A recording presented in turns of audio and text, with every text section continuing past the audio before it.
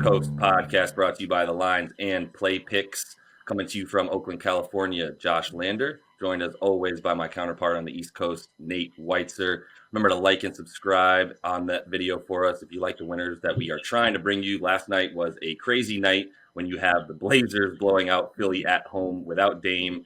Apparently anything is possible. But Nate, let's go ahead and get into the lines today. We'll give that prop to everybody here in a little bit to try to win the gift card, as we had another no-win night last night for anyone. But let's get into the lines starting now. Yeah, I feel pretty good about this slate. I think we can expect most people to actually play, unlike a Thursday night. We have the Jazz -8 at Hornets, Pelicans +2.5 and dropping at Pacers, Bulls -2 at Magic, Raptors +4.5 at the Nets, Bucks -10 at Cavs, Wizards +7 at Heat, Timberwolves right now 1.5 at the Thunder, Pistons +8 at the Suns, and the Celtics hovering around +6 at the Clippers. I'm going to leave this one off because I feel very confident tonight about the Brooklyn Nets, not necessarily about them stopping anyone. We know that's been an issue for them. They're dead last in defensive rating their last four, but they're scoring 130.8 points per game in that span. Obviously, they can fill it up against a Raptors team that has struggled on the interior since trading Gasol and Ibaka. And I think the Nets actually can match up with Toronto defensively. Hear me out here. Toronto does not get anything done in the paint, right? They're 28th in points per game in the paint. So that's less of an issue for a Nets team that can't stop that.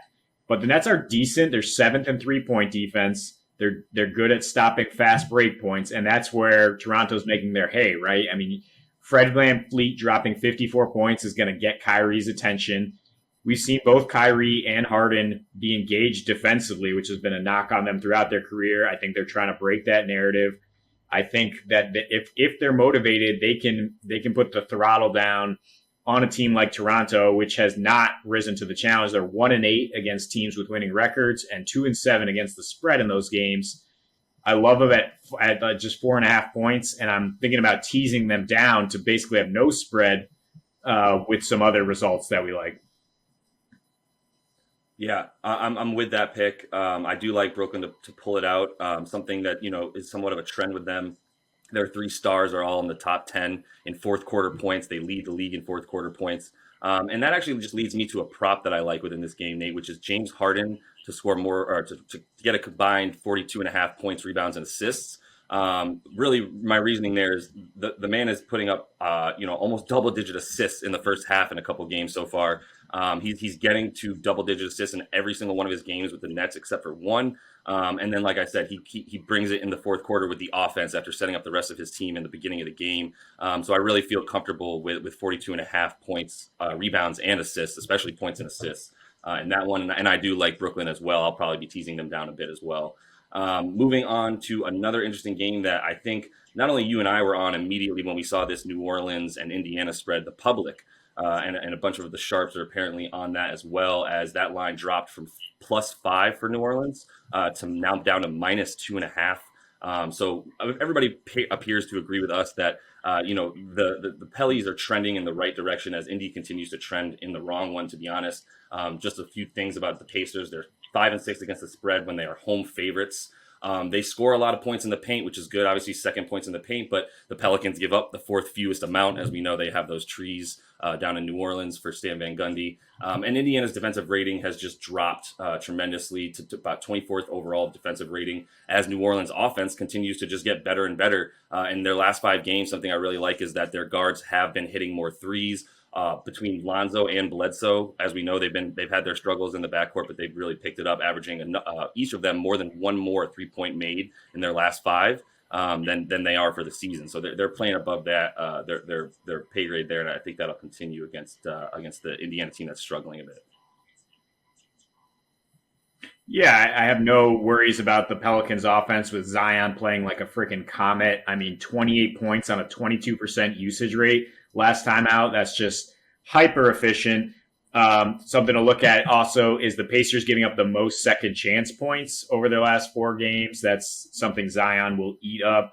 And I like defensively. I mean, the Pacers only have Brogdon and Sabonis to create shots right now. I just like what the Pels can do defensively there, packing in the paint, putting Steven Adams on Sabonis at times. I mean, he's still a little light, as they say, so Mount Kiwi can bully him. And then they have both Bledsoe and Lonzo Ball to rotate on Brogdon, kind of wear him down, probably pull this game out. A close one. So I just like the money line. You mentioned it's not minus 2.5 right now, plus 2.5, but I think we'll see it closer to even money by the end of the day here.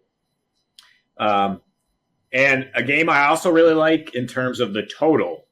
The Clippers hosting the Celtics. Last year, they played a couple of overtime thrillers. We've seen 6 of the last 7 meetings between these teams go over. We've seen Boston go 5-1 against the over as road underdogs. The Clippers go 6-2 against the over against Eastern Conference teams. The Clippers are rolling in their 11 of their last 12 with Kawhi and PG. They're averaging 122 points per game. They're obviously the best three-point shooting team in the NBA. The Celtics struggling a bit to defend the three-point line, giving up the 7th most makes per game. With no Marcus Smart for the C's, no Patrick Beverley for the Clippers. I see both backcourts eating here. Something to watch for definitely is whether Jaylen Brown is going to play with a knee soreness issue. I'm not sure how to approach the total if he's out, just based on how good he's been on both ends this year. But I do like Jason Tatum's props, especially if Brown is out. And if Peyton Pritchard, the rookie, comes back, he's posting a pretty good offensive rating as well. I think that helps the Celtics offense kick into a bit more gear and keep pace with these Clippers. Yeah, I'm with it. I think I'm really looking at whether or not Jaylen Brown plays. As you mentioned, I think it is a little bit of a double-edged sword with him not playing in terms of that total, since he is so good at defense, but this year has been so good at offense as well. But I think at the end of the day, if he does not play, I'm going to stick with that Clippers spread at about minus 5.5, 6 if you can get it. And then if he does play, I think I would stick with that over as well. I think both of these teams scoring in the 110s is very, very, very likely if Jaylen Brown is playing.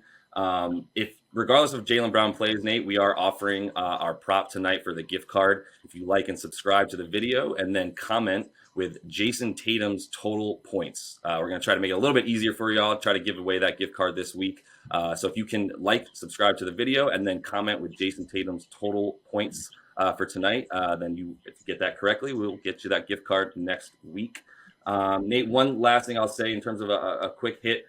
We did mention teasing. I do like the 2 games that I like the most are the Nets over Toronto and the Pelicans, probably to win over Indy. But if I tease both those games, I can get 2. I can actually get a couple points. I'll get 4 points for each. So I've moved that spread up to a little bit more favorable in my odds. I think that's what I'll be looking at tonight. Anything from you as far as DFS tonight and something you're looking at? Yeah, I mean, there's crazy value, especially on the Thunder squad with SGA, and now Lubens Dort is out. I'm locking in Kenrick Williams at the minimum price. Pretty solid floor there. Looking at Darius Baisley, Theo Maledon, and Hamidou Diallo, rotating those guys in tournaments. Something I like in tournaments, I mean, I'm playing Norman Powell regardless against that invisible Nets D. I like Chris Boucher to finally turn it around. He's dropped all the way to 4.7K on FanDuel.